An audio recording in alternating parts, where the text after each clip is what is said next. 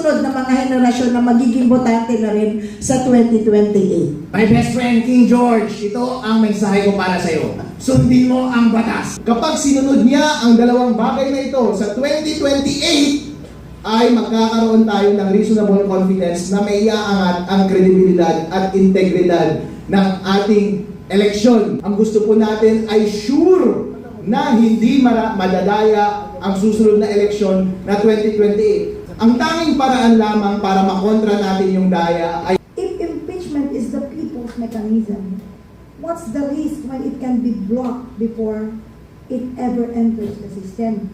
What happens to check and balances? yun ang problem. Siguro kapag sinabi natin sa Secretary General na yung laman ng aming mali-maleta ay cash, tatanggapin nila on that day. Sana may lock motor. Oo nga po. Kaya mahalaga na merong transparency sa ating government. Kaya nga, buti na lamang complainant ako at nag-live ako on that day at nakita nila yung kanilang kabulastugan. Hindi katulad na nangyayari sa ating mga ibang transaction sa gobyerno na una pa lamang lumalaban ka ay, Sir, bawal mag-video dito. Hindi po ako nag-consent sa video. Buti na lamang ang gagaling ng members ng aming impeachment team. Andun ka agad nagsalita si Atty. Topacio, hindi pwede! Public official ka, performing public duty. Kaya lahat dapat ng ginagawa mo, nakikita ng public at wala kang expectation of privacy dito. Dapat makita ka live. Kapag hindi mo ginagawa ang tungkulin mo, dapat kang managot sa taong bayan. At yun yung nakita ng taong bayan. Na hindi tunutupad ng Secretary General ang kanyang trabaho, ang kanyang deputy, at lahat ng members ng House of Representatives, sila mismo ang kasabwat ng ating presidente para i-frustrate ang mga democratic processes na nakasaad sa ating konstitusyon. Alam mo, kaya kita, sususugan ko kasi after nun, ikaw na.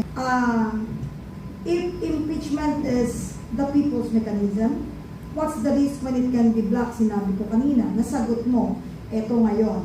What message does it send when you talk about accountability, but when accountability is not resolved through open debate, but through intimidation? And why should even non-supporters care? Dun sa mali. Then, so the question isn't why didn't we fight? The question is why does the system make fighting costly for those who want accountability?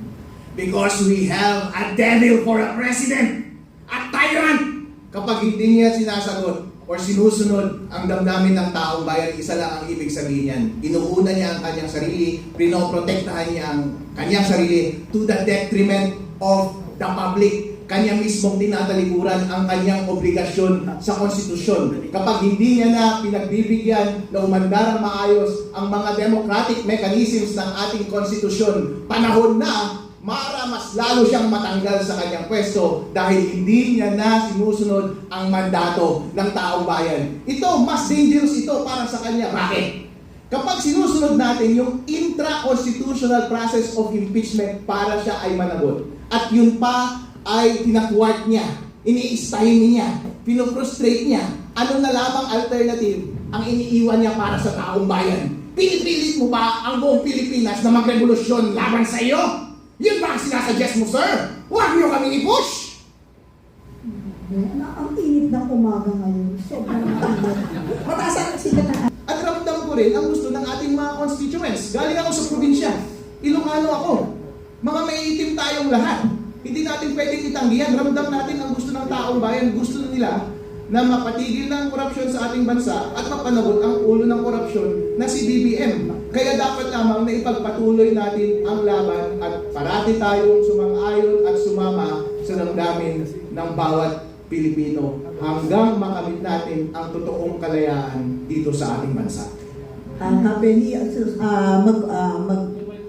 kukomment lang ako sa sinabi ni Atty. Harold, na sabi niya, siya mismo, ramdam na niya doon sa baba kung ano ang sentimiento doon sa kanilang lugar. So it's going to be interesting kung paano boboto ang kanilang kinatawan sa Kongreso.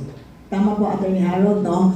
Pero yun na nga po, bukod nga dito sa impeachment na ating susubaybayan, meron pa nga tayong armas hindi pa? At ano yon sa darating na 2028? Attorney Harold, to this year is 2026. Alam natin maggaano kalaki ang role ng COMELEC, no, sa darating na 2028. Ang chairman po ay pareho pa rin. Tama po ba? Sa 2028, si Chairman Garcia.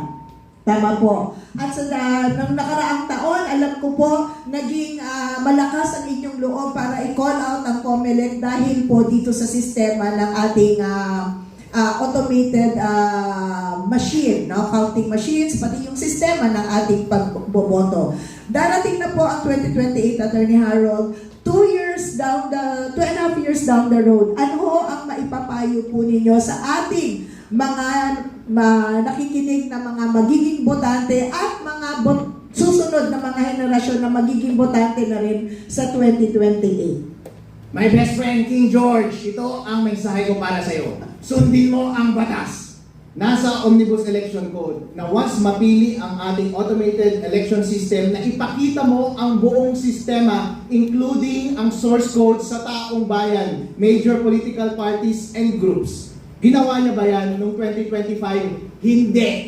Dahil yun lamang ang tanging paraan na ma-ensure natin na hindi madadaya ang source code, hindi madadaya yung transmission, at hindi madadaya yung database. Ngayon po, isa pang probisyon ng ating Omnibus Election Code na dapat niyang sundin ay habang binibilang ng automated election system ang ating mga balota, dapat yung mga watcher nakikita nila yung balota para merong parallel manual counting, para kahit merong nakatanim na daya doon sa source code, doon sa transmission, or kung meron silang gagawing daya sa database, ay merong armas ang mga watcher na ipakita na meron talagang malawakan na daya na nangyari. Ito ay hindi pa rin sinunod ni best friend King George nung nakalaang eleksyon. Kapag sinunod niya ang dalawang bagay na ito sa 2028, ay magkakaroon tayo ng reasonable confidence na may iaangat ang kredibilidad at integridad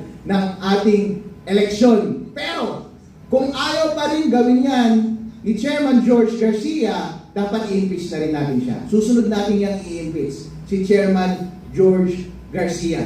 In any event, mga kababayan, meron pong mga movement para baguhin ang ating election system, para sundin ng maayos ang ating Omnibus Election Code at Automated Election System Law dito sa buong Pilipinas. Suportahan niyo po iyon. Ang gusto po natin ay sure na hindi madadaya ang susunod na eleksyon na 2028. At any rate, ang tanging paraan lamang para makontra natin yung daya ay isang overwhelming support sa taong gustong suportahan natin sa 2028. Alam na ninyo kung sino ang gusto ninyong suportahan, hindi ba? At ang tanging armas lang namin or natin para laban sa mga daya na itatanim nila sa mga makina ay ang landslide victory para sa kanya. Kaya i-make sure natin, umpisa pa lang ngayon, na makakamit natin ang landslide victory pagdating sa 2028 para kahit anong daya pa man ang gawin nila sa ating mga automated counting machines, sa transmission at database, ay hindi nila makokontra ang overwhelming votes and support ng madlang Pilipino. Dahil kung hindi, kung ramdam natin na panalo talaga ang ating manok sa 2028 at obvious na merong daya, dahil babantayan natin yan sa 2028, hindi ko palalagpasin yan. Ang taong bayan, again, mag-a-avail sila ng kahit na anong paraan para lang masunod ang kanilang mandato. Kaya administrasyon na ito, COMELEC, kung ayaw ninyo ng revolusyon sa ating Pilipinas, sundan ninyo yung mga democratic processes sa ating konstitusyon. Sundin ninyo ang batas para lumabas ang katotohanan at ang mamuno sa ating bansa ay yung taong kanilang totoong ibinoto.